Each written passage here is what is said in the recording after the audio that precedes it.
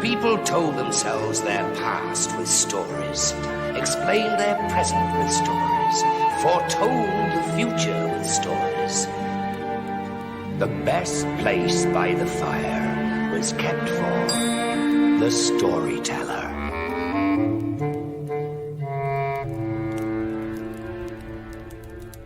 I would like to tell you about another miracle that happened to a monk of a religious order.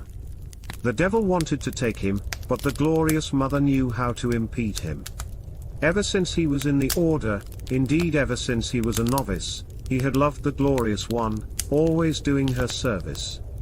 He guarded against foolhardiness and impurity, but he finally fell into vice. One day he entered the wine cellar by chance. He drank a great deal of wine, this was without moderation. The crazy man got drunk, he lost his sanity, until Vespers he lay on the hard ground. Then at the hour of Vespers, the sun very weak, he went out toward the cloister almost senseless, still half dazed. Everyone understood that he had drunk too much. Although he could not stand well on his feet, he went to the church as he was accustomed to do. Seeing the monk in this state, the devil tried to trip him up and easily conquer him.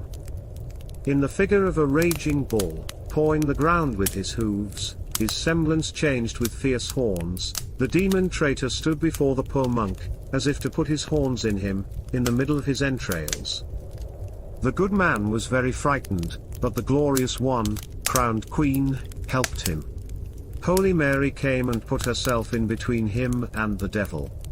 The oh-so-proud bull was immediately tamed. The lady threatened him with the skirt of her mantle, and he fled and went away crying loudly. The monk remained in peace, thanks be to the Holy Father.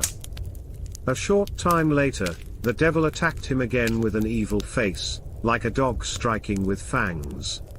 It came viciously, teeth bared, brow furrowed, eyes open wide to tear him to pieces, back and sides. "Wretched sinner," said he, "grave are my sins." Indeed the monk, in great affliction, believed he would be dismembered. Then the glorious one helped him again. As she did to the bull, so she treated the dog. As the poor monk finally reached highest step of the church, the devil attacked him again for a third time in the form of a lion, a fearsome beast and fierce beyond imagination. There the monk believed that he would truly be devoured, because this was worse than all the past ones. In his mind he cursed the devil. Then he said, "Help me, glorious one, Mother, Holy Mary, may your grace help me now, on this day, because I could not be in greater danger. Mother, do not dwell upon my great madness." Scarcely could the monk complete the words, Holy Mary came with a stick in her hand to strike the lion. She put herself in the middle and began to say, "False traitor, you will not learn a lesson, but I will make you pay for your evil designs. I want you to know with whom you make war." She began to give him great blows, the big blows drowned out the small, the lion roared loudly, he never in his life had his sides so beaten. The good lady said to him, "False traitor, who always walks in evil, you belong to an evil master. If I ever catch you here in these surroundings, you will get even worse than what you received today." The devil was glad when she ordered him to go. The figure faded and fled, never again did he dare to jeer at the monk.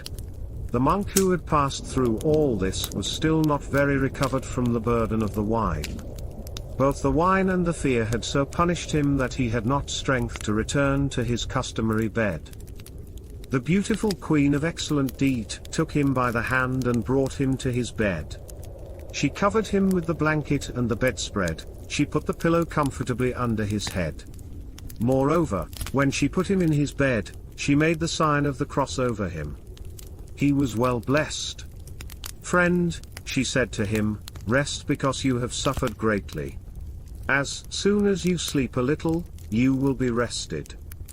But I order you, I tell it to you firmly, tomorrow morning ask for a certain priest, friend of mine. Confess yourself to him, and you will be in good with me. For he is a very good man and will give you a good penance." Now I shall go on my way to save some other afflicted soul. That is my pleasure, my customary office. You remain blessed, commended to God, but do not forget what I have commanded you." The good monk said to her, "Lady, truly you have shown me great mercy, and I want to know who you are or what your name is, because I will profit from it and you will lose nothing."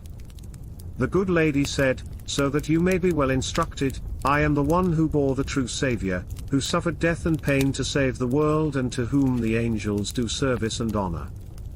The good man said, "This I believe, for from you this deed could be born. Lady, let me touch your feet. Never will I have such great pleasure in this world." The good man insisted. He wanted to get up and get on his knees to kiss her feet. But the glorious Virgin did not want to wait for him. She withdrew from his sight. He was very sad, for he could not see where she had gone. The next morning, with the bright light of day, the good man did as she had commanded him. He made his confession with a humble face, and concealed nothing of what had happened. And when his confession was made, the confessor gave the monk good advice and absolution. Now, if the monk were good before, he was from then on better. He always loved the Holy Queen, the mother of the Creator, very much, and always did her honor. He was happy that she welcomed him in her love. Gentlefolk and friends, let this deed move us. Let us all love and praise the glorious one. Let us not throw away such a beautiful protectress who helps us so much in a dangerous hour. If we serve her well, whatever we may ask of her we will gain it all, let us be very sure. May she give us her grace and her blessing.